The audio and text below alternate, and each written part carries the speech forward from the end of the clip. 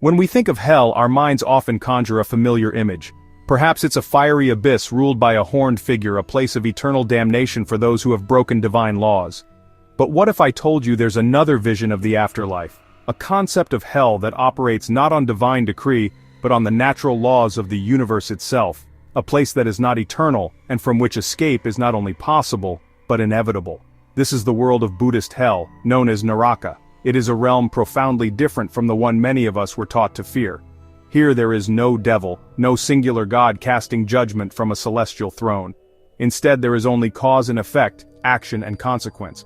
The journey into Naraka is a journey into the self. It is, in essence, a prison we build for ourselves, brick by painful brick. The duration of one's stay in Naraka is staggeringly long, but it is not eternal.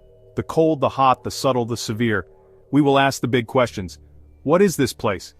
How does it work without a god to run it? And most importantly, what can these ancient stories teach us about how to live a better, more compassionate life right here, right now? The answers may surprise you and change the way you see the world and your place in it, forever. What exactly is Naraka? In Buddhist cosmology, it is one of the 6 realms of existence within samsara, the endless cycle of birth, death, rebirth. It is not a place you are sent to by an angry god, but a realm you are reborn into because of the sheer weight of your negative karma. Before we descend into the fiery realms, our tour of Naraka begins with the 8 cold hells. Buddha Naraka, the blistering hell, cast into a vast frozen wasteland. Bodies break out in agonizing blisters. Near Buddha, the bursting blister hell. Blisters burst open, the body cracks and crumbles like frozen clay. Atata, the jaw freezes shut, only a chattering atata, utpala. Blue lotus hell, skin turns mottled blue and cracks like a blue lotus. After the desolate cold, we descend into the realms most people associate with hell, the 8 hot hells. The first of the hot hells is Sanjiva, the reviving hell. Ground of incandescent iron. Beings attack each other with iron claws. Then a cool wind blows, bodies restored instantly, the cycle begins again. Next is Kalasutra, the black thread hell. Demonic wardens mark bodies with black lines. Wardens wield fiery saws, cutting along the marks. The third level is Samgata, the crushing hell. Mountainous rocks shaped like animal heads. The mountains crash together, crushing everything into a bloody paste.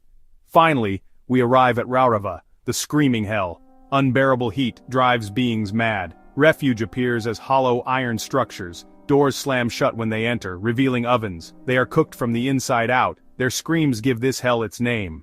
The descent continues into the deepest, most terrifying chambers of the hot hells. We first enter Mahararava, the great screaming hell. This realm is an amplification of the previous one. They are tormented by demonic beasts who chew on their flesh. Next is Tapana, the scorching hell. In this realm, beings are impaled on massive, fiery spears. Molten bronze is poured down their throats. Deeper still lies Pratapana, the great scorching hell. Beings are impaled on flaming tridents.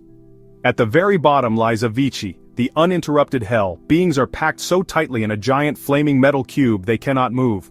A common thread weaves through all 16 levels of Naraka, a principle of profound and poetic justice. The suffering is always a direct symbolic reflection of the negative actions that led the being there. Consider the cold hells. These are for those who stole from the needy. The coldness reflects the coldness of their heart. Sanjiva, the reviving hell. Those who killed with anger are reborn there, endlessly killed by others filled with anger. In Kalasutra, those who were deceitful are literally marked with crooked lines and sawn apart. It is as if the universe is saying, this is what it felt like, now you understand. It is a brutal but effective form of purification. It is designed to exhaust the specific type of negative energy created by the action. By experiencing the full consequence of their actions, the being's consciousness is slowly cleansed. This is why a stay in Naraka, while horrifying, is ultimately a purifying process. The detailed, terrifying stories of Naraka are not meant simply to frighten people into good behavior. The primary lesson is one of personal responsibility. By removing a divine judge, Buddhism tells us that we are the architects of our own destiny. Our future happiness and suffering are the direct result of the choices we make, the words we speak, and the thoughts we entertain in every single moment. These tales also serve as a powerful meditation on compassion. They encourage us to develop empathy for all living things. When we understand that crushing an insect could lead to an existence of being crushed, we begin to see life in a new light. The concept of Naraka as temporary teaches us about the impermanence of all things.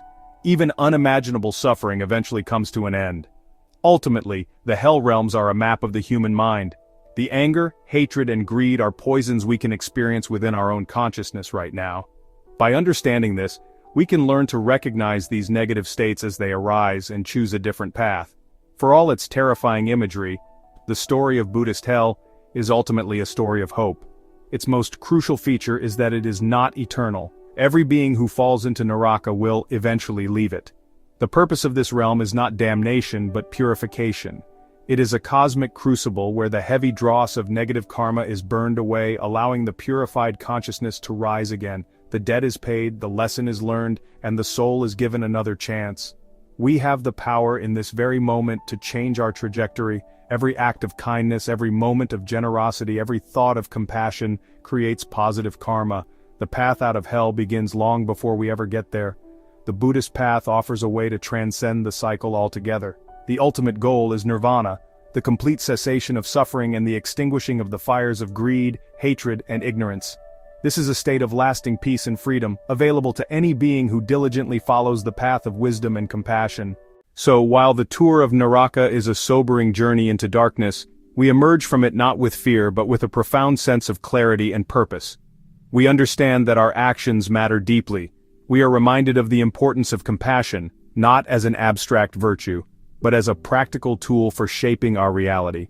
And we are left with the empowering knowledge that no state of suffering is permanent, and that the path to liberation is open to all.